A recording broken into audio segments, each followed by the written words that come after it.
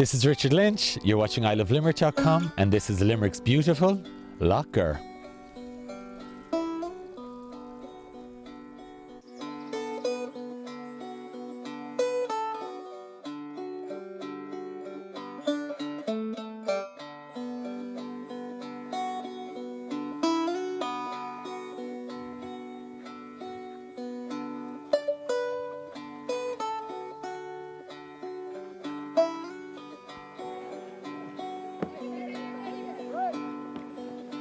Can you tell me a little bit about Lough Gur Heritage Centre? Okay, well, Lough Gur Heritage Centre, it was taken over by the local community in 2011. So before that, it was owned by Shannon Heritage for 30 years. It has been completely refurbished. There has been a brand new exhibition put in place, interiors, and you saw for yourself today how impressive it is. And our numbers have almost doubled in 1 year. When people come to the Heritage Centre, they see, it's very flashy, it's very modern, it's very glamorous, and they think, well, these guys, they must be doing great for themselves. But I suppose the fact is that we got a certain amount of grants because we're a community group to refurbish the centre, but we have taken out a loan, the community have taken out a loan to sort of cover the remaining costs of that build, and we're now in the process of repaying it. So the main thing would be to come to the centre and just to visit Lough Gur, take the tours. We offer 2.5, 3 hour tours. We offer a smaller version, like a 45-30 minute tour in the centre. We have school tours. We have specialised tours for all different interests, whether you're interested in folklore, archaeology, history, even science. We've recently become a Science Foundation site. We are now a Discover Primary Maths and Science Centre. So what we do is we use maths and science to interpret the history and archaeology of Lough Gur, which I think is pretty impressive. Can you tell me what makes Lough Gur so special? Well, as far as I'm concerned, Lough Gur is special because it has been inhabited for the past 6,000 years. And that is an unbroken chain of habitation. Every period in history is represented in Lough Gur. You coming here today is a part of the same line of habitation, line of people coming here. And for me, that's magic. There's magic in Lough Gur. We like to think there's something spiritual about it. For that reason, maybe your best time to stand by the lake or stand in the stone circle is maybe when you do it by yourself with somebody very dear to you. And there is a mystique, and there's an energy, and these are very important for people. And there's the whole mythicism that the gate to Tirnanog is at Lough Gur. Can you expand on that for me? Well, there are 4 entrances to Tirnanog in the country, and there's one here in Lough Gur. It is through the Cave of the Echoes on Macadoon. We all know what happens in Tirnanog. Wonderful, happy place. Nobody gets old, nobody gets ill, and you live forever. So really, it is a heaven, basically.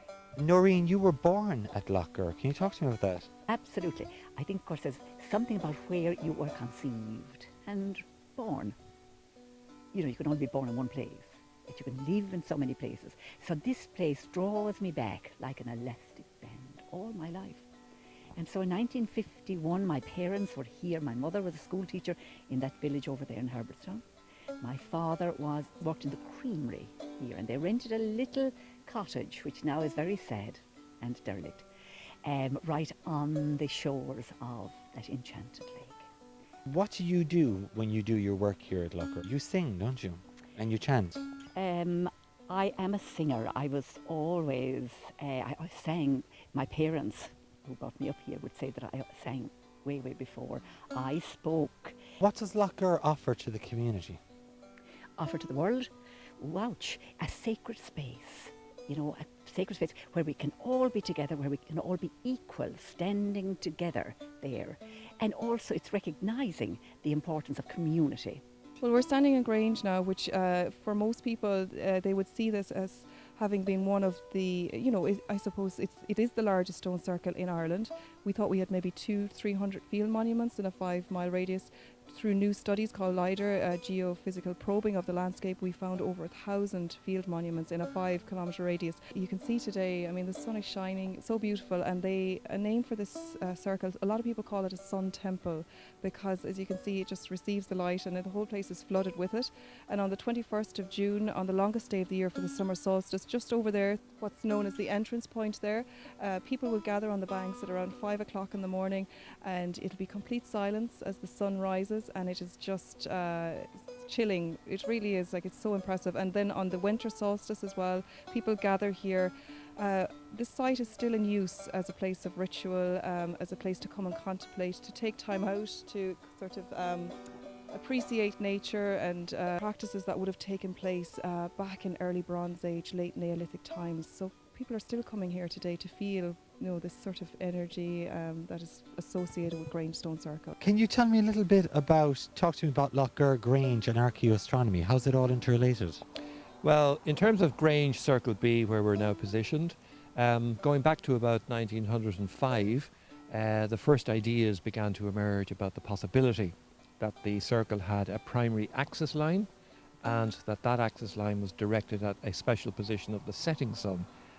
But that leads me to believe that this circle and this space would have been used probably throughout the year, and that people would have been sitting here observing the sun, observing the moon, as well as doing other things like meeting and greeting. And when you come to Lough Gur and you look at the archaeological history of the place, there have been many excavations and many notable archaeologists who have done great work here, and they and their work has revealed a whole prehistoric past concentrated in this area like no other.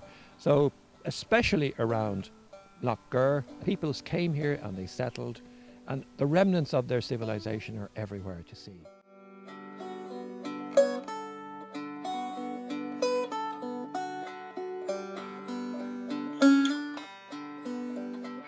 So our focus is raising profile at the moment. It's all about getting people to know about Lough Gur. Where is it?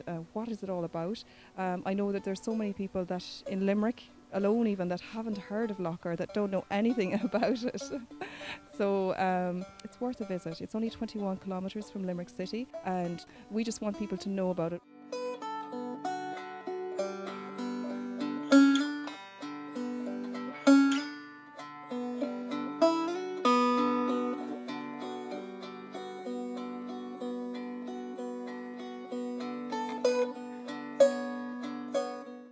Hi, this is Richard Lynch. You've been watching ILoveLimerick.com, and this has been Lough Gur and its neighbouring sites. Well worth the visit. If you haven't been here, I encourage you to come. We'll see you soon.